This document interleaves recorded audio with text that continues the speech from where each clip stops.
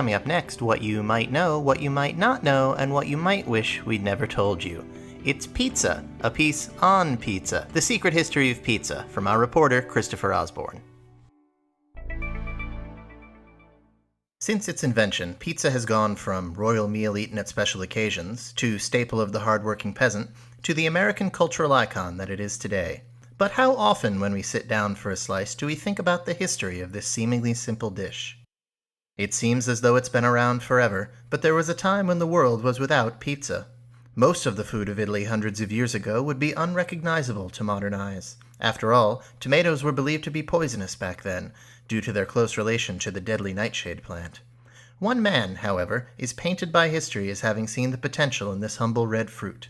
He saw the culinary possibilities and depth that could be accessed by integrating the tomato into Italian cuisine, though only after a rough start. That man was the personal chef to the Queen of Italy, and his name was Giovanni Pizza. Culinary historians have been unable to piece together exactly the events of that fateful night, but it is generally accepted that the first pizza was created in a blind rage. Monsignor Pizza was a man of clearly ill temper. He was notably unable to keep an apprentice for any longer than a few weeks. Queen Isabella of Italy had made some remarks to other nobles at a dinner the previous week that her chef was starting to lose his touch. He was an old dog, she claimed, and he was unable to learn any new tricks.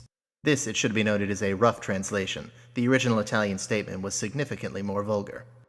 That chef decided to take matters into his decidedly still skilled hands.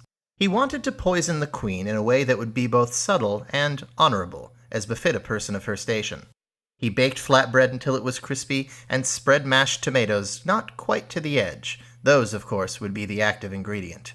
To give the dish a noble touch, he delicately laid basil leaves in a circle atop it. This proved troublesome, however, as the basil leaves would often fly off of the tomato base due to the thermal currents in his walk-in brick oven. In what would turn out to be his masterstroke, Monsignor Pizza melted mozzarella cheese over all the other ingredients. With the red tomatoes, the white cheese, and the green basil, he had created a dish representative of the tricolore, the flag of Italy that persists to this day. Given that his name is now attached to something loved worldwide and not reviled as that of an assassin, it is easy to guess how the presentation of Pizza's special flatbread pie was received. After only a month, Queen Isabella officially declared that the dish and the man should share a name, for both were equal in greatness. The Pizza family continued to serve the royal family of Italy for hundreds of years, even through bloody usurpations and other breakages of lineage. Giovanni was also the first to ladle tomatoes over pasta, but generations of pizzas to come would focus on continuing to improve their namesake. The addition of pepperoni was realized by Giovanni's son Guillaume, extra cheese by his grandson. A woman by the name of Sofia Marcozzi Pizza, who married into the Pizza family, was the first to serve cold pizza the morning after it was prepared. All of these pizza aspects that we simply take for granted were once an amazing culinary revolution. There were lows among all these highs, of course. Guillaume was the first to try vegetables as a pizza topping, but instead of the now common peppers, onions, or mushrooms, he used the leaves of the rhubarb plant. These are poisonous, unlike tomatoes, and caused the deaths of over 40 people before the rhubarb was discovered as the culprit. This was not enough to besmirch the name of pizza, capitalized or otherwise, as the deaths were officially labeled necessary sacrifices in the name of culinary progress, and also probably a bunch of illegitimately conceived children who deserved it anyway.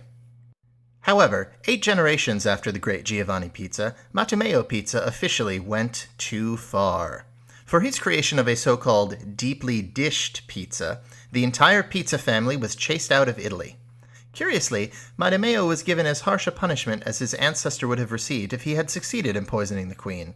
He was put to death in the public square. Neighboring Germany readily accepted the now displaced Pizza family. The innovations picked up again quickly as Matteo's daughter added German sausage to the Italian pizza. The topping swept across Europe and even America, thanks in part to the high population of Germans in Texas. But for a brief period in the deepest throes of World War II, Germany is where the Pizza family, now called the von Pizza family, has continued to live and work. The current generation of von Pizzas is led by Baron Manfred von Pizza. He already has under his belt such developments as the dessert pizza, the mango and pulled pork variant of his grandfather's Hawaiian pizza, and that culinary juggernaut, the pizza roll. California-style pizza cannot be pinned on him, Baron von Pizza frequently insists, and he does not know where it came from or why it came to be. All of this time and effort, the toil of generations, is behind every bite of the sometimes soggy, sometimes greasy, but always satisfying food that we Americans consume 23.5 billion slices of each year. Slice carefully, chew slowly, savor every bite, and think of the fun pizza family next time you order a pie.